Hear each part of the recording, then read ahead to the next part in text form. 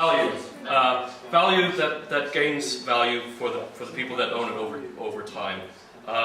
So we have a rock here, which is from a stream, and over time it wears down.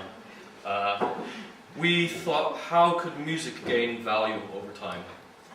In some sense it does, because there's sentimental value. We recall something we've listened to, and it has that sentimental value. It's almost like a music memory prosthesis. It helps us remember. So we thought, what if we made a time vault for music? If we could put music in a box with hyper non-volatile memory.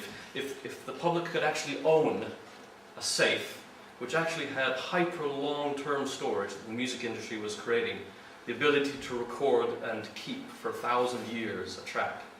How valuable would that become over time to the family that owns such a vault?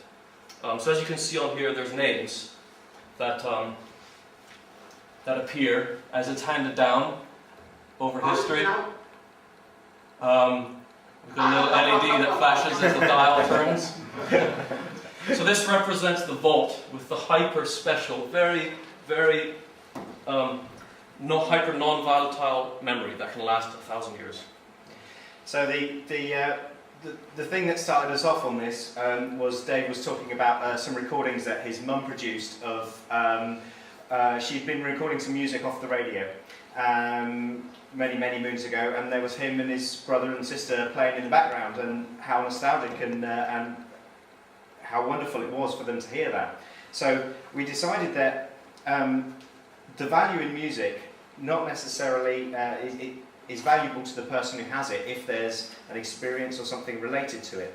So if a ring is passed down to you in your family, it's not the value of the gold, it's the fact that your mother had it.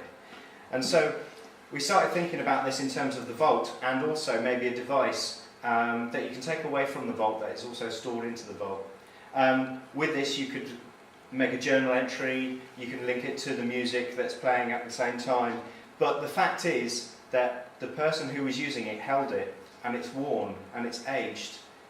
This is the sort of thing that you'd love to inherit. You'd love to have the sound of your grandmother washing the dishes while listening to her music. It's something that you would really love to listen to. And imagine this going back generations. So, okay. Yes.